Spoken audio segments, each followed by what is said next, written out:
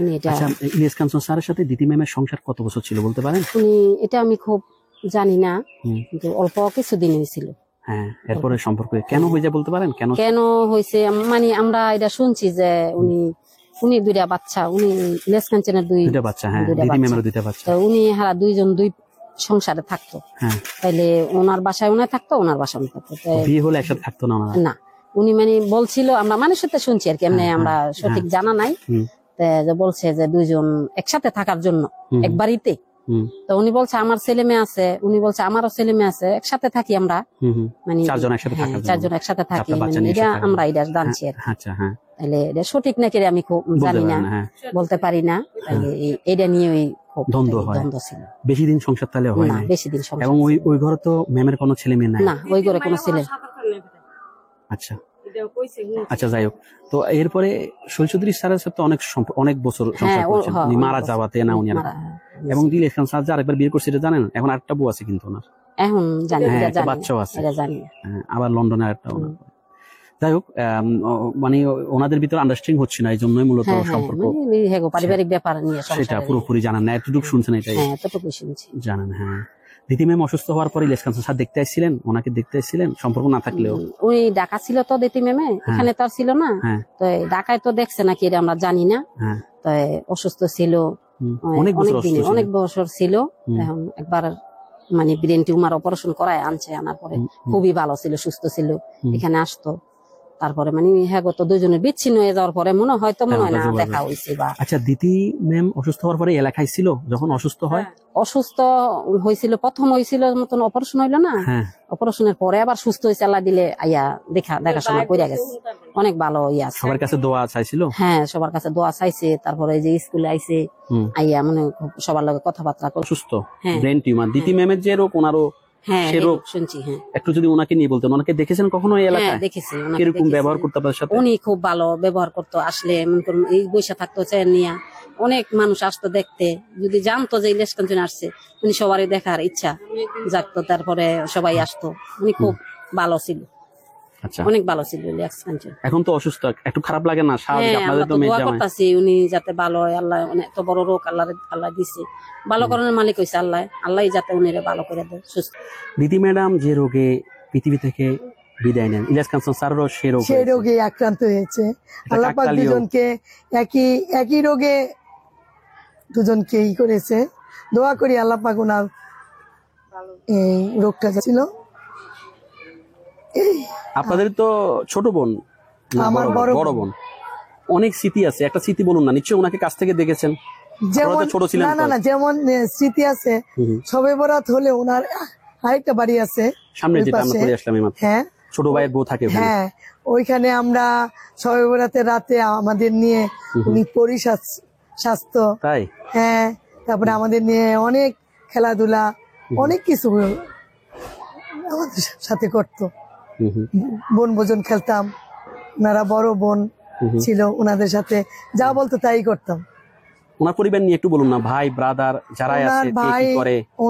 ওনার এক ভাই, 4 ভাই, ওনাকে নিয়ে 3 বোন।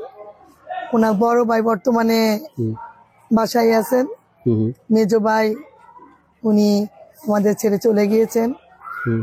তারপরে 3 নাম্বার ভাই আছেন, উনিও আছেন, ব্যবসা করে। তারপরে সবার ছোট ভাই যেটা, উনি চলে গেছেন আমাদের ছেড়ে। সম্পর্কে কি হয়? আসসালামু আলাইকুম। ওয়ালাইকুম সালাম। আপনি কেমন আছেন? আলহামদুলিল্লাহ। আমরা যেখানে দাঁড়িয়ে আছি, এটা হচ্ছে দিতি ম্যামের পৈতৃক বাড়ি, এবং পাশের কবরস্থানে উনি শায়িত। আপনি সম্পর্কে ওনার কি হন? আমরা ননদ দাহি। আচ্ছা, আপনি ভাবি হন দিতি ম্যাম? আচ্ছা, ওনাকে দেখেছেন কখনো সরাসরি? কেমন ছিল দিতি ম্যাম?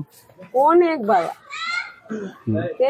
আমি এরম দেখি না, সব বেশি বেলা তিনি ব্যবহার আমগুলো, কথাবার্তা, বইলেরও বালা, বইলে তেনিল্লাহানি এত দেখি অনেক ভালো। যায় আমার বাড়ির লোক জায়গা মাপে দেখি তাই। হ্যাঁ, তো দিতি ম্যাম যেদিন মারা যাবে ছিলেন এলাকাতে? হ্যাঁ, দাফনের সময় ছিলেন? সামনে। কেমন দাফনের সময় কেমন লোকজন হয়েছিল? এই গাছ উঠছেন, ফেরানোর কোনো জায়গা নেই, মানুষ আছে। হাজার হাজার কিসা, কেউ বাড়ি দেখতাই, কেউ দিতিরে দেখতাই, কেউ কবর দেখতাই। আজকে দিতে বাচ্চা থাকলে ফাঁকা করে বুঝা লাগে। রাস্তাও পাকা হয়ে যেত। হ্যাঁ, রাস্তা কইতাই না, তুমি কবর গিয়ে মাঠটা তো ফাঁকা করে গেছে। এখন নিউজ গুলো জানেন যে ইলিয়াস কাঞ্চন স্যার যে অসুস্থ, খুবই অসুস্থ, ওনার ব্রেন টিউমার, এখন উনি জানি না, এই যে শুনলাম।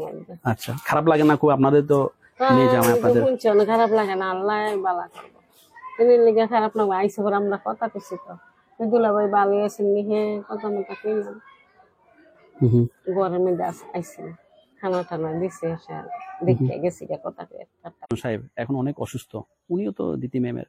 হ্যাঁ, মানে এটাই যে তার সাথে অবশ্য বিয়ে হয়েছিল, কিন্তু এই অল্প কয়েকদিন পরেই মানে দিতি চিন্তা করলো যে বলে তারও বাচ্চা আছে, আমারও বাচ্চা আছে, যে তাদের ভবিষ্যৎ ভালো হবে না, এই জন্য মানে সাথে সাথে আবার সেপারেট হয়ে। ওইটা বেশি দিন টিকে নাই সংসার? না, টিকে নাই বলতে কি, দুইজনে মানে আন্ডারস্ট্যান্ডিং এর মাধ্যমে আলাদা হয়ে গেছে গা, যে না সম্ভব না। যেমন সোহেল চৌধুরীর মা তখন বেঁচে ছিল, আচ্ছা আচ্ছা, তো উনিও মানে বলছে যে বলে তুমি, তোমার ছেলে আছে তারই আছে, যে বিয়ে এটা মানে ভালো দেখায় না।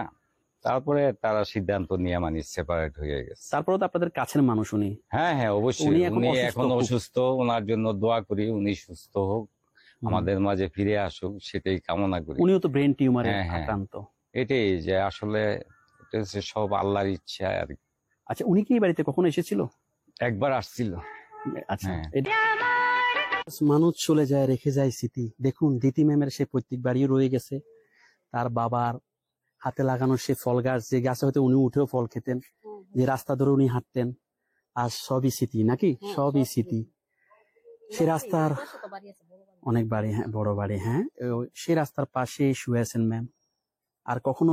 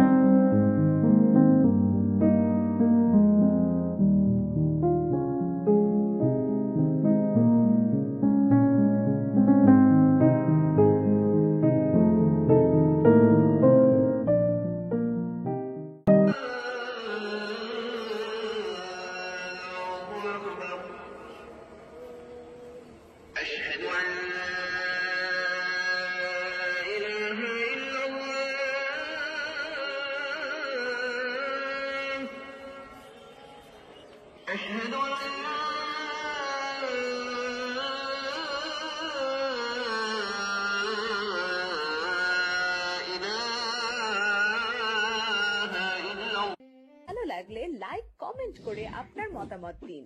সাথে থাকার জন্য সাবস্ক্রাইব করুন এবং বেল বাটনটিতে ক্লিক করুন।